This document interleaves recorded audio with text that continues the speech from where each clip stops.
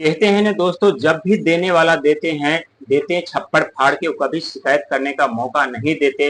लेकिन जब भी व्यक्ति के हिसाब से कार्य नहीं बनते, उन्हें का कार्य समय पे नहीं बनता, तो व्यक्ति विचलित और परेशान हो जाते हैं और अपना आपा खो देते हैं। अपने क्रोध के ही कारण अपना नुकसान कर बैठते हैं। दोस्तों, हम बात करें धनु राशि के बारे में।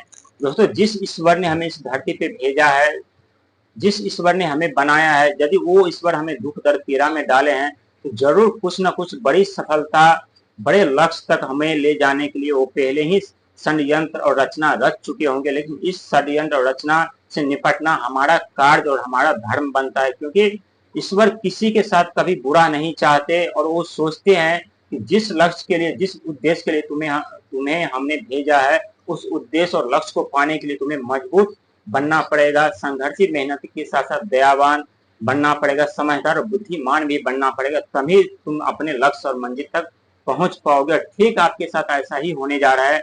जहां एक तरफ संकट, समस्या, कष्ट, पीड़ा, बिजनेस, व्यापार, करियर, परिवार हर एक चीज समाप्त हो चुका था।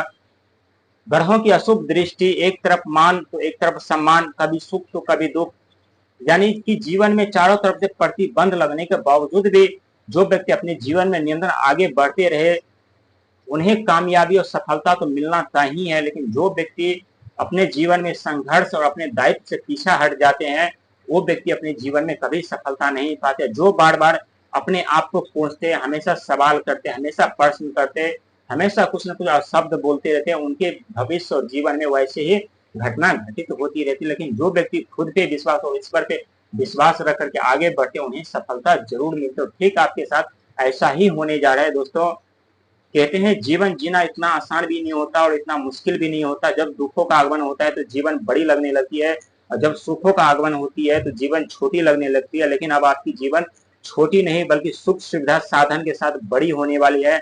जहां मकान बनाने की इच्छा थी, भूमि खरीदने की इच्छा थी, वाहन लेने की इच्छा थी, बिजनेस व्यापार आरंभ करने की इच्छा थी, या बिजनेस व्यापार बंद हो चुका था, आप हार मान चुके थे, अपना हिम्मत खो चुके थे, आपके ऊपर कर्जों की लायबिलिटी हो चुके थे, लायबिलिटी के दलदल में आप फंस चुके थे, कर्जे पे कर्जे लेना पड़ रहा था बिजनेस व्यापार को चलाने के लिए, एक कर्जे समाप्त नहीं हो पा रहे थे, दूसरा लेना पड़ रहा था। यानी इस तरह से संकट समस्या के जाल ने आपको जकड़ लिया था, जहां से आपके लिए निकलना मुश्किल ही नहीं नामुमकिन हो रहा था। लेकिन वो दिन और वो वक्त अब भूल जाइए, क्योंकि पूरे 5 साल तक आपकी लॉटरी लगी रहेगी। और ये मैं नहीं कह रहा हूँ, बल्कि आपके कुंडली के ये ग्रह कह रहे हैं, आपके राशि के स्वामी कह रहे हैं, आपके कर्म के फलदाता कह रहे हैं, आपके वित्त मंत्री, फाइनेंशियल मंत्री, सपोर्टिंग ग्रह कह रहे हैं। और ये 100% दोस्तों सच होने वाला है और ये हो करके रहेगा।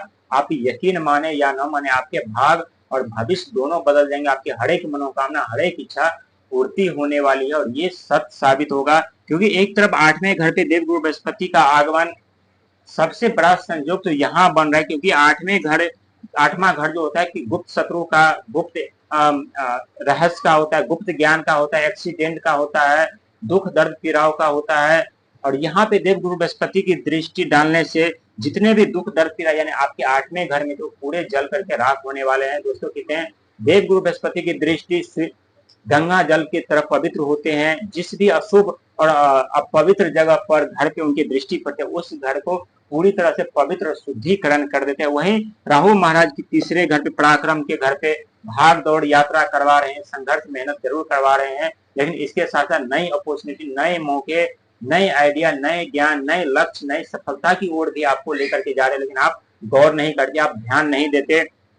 वहीं शनि महाराज यानी अब मार्गी होने जा रहे हैं, और मार्गी होकर के जो आपके कार्यों पे प्रतिबंध लगा हुआ था, जो दुख दर्द समस्या का आगमन हो चुका था, वो उनका विनाश होगा। क्योंकि शनिदेव महाराज अब मार्गी होने से जो दुख दर्द पीड़ा यानी जीवन थम सा गया था, आगे बढ़ने का कोई रास्ता नहीं दिखाई दे रहा था, अब रास्ते भी दिखाई देंगे और आप मंजिल तक भी पहुंच पाएंगे। क्योंकि शनिदेव कर्म के फलदाता है, किसी के साथ पक्षपात नहीं करते, जिनका जैसा कर्म होता है उन्हें वैसा फल प्रदान करता है। वही शनिदेव महाराज यानी नवंबर महीने में मार्गी हो रहे, जो कि अभी बुध मिथुन राशि में विराजमान है। मिथुन राशि में विराजमान होने के साथ साथ जो फल आपको नहीं दे पा रहे, क्योंकि मिथुन राशि का जो तत्व होता है वो तत्व यानी वायु हवा होता है, जो भी आपका कार्य हो रहा था, जो भी आप बात कर रहे थे, जो भी आपको सफलता मिल रही थी, वो मतलब हवा की तरह हवा में उड़ जा रहे थे, विलुप्त हो जा रहा था, वो दिखाई नहीं दे रहा था। लेकिन अब आपके सामने भी होगा, समक्ष भी होगा और दिखाई भी देगा, और हर एक सपने, हर एक मनोकामना आपकी पूर्ति होते हुए नजर आने वाला। और ये दोस्तों 100% सत्य साबित होगा, आप यकीन करें या न करें, यानी हर एक पूरे 5 साल तक आपकी हर एक मनोकामना पूर्ति होते हुए खुद नजर आएंगे और दुख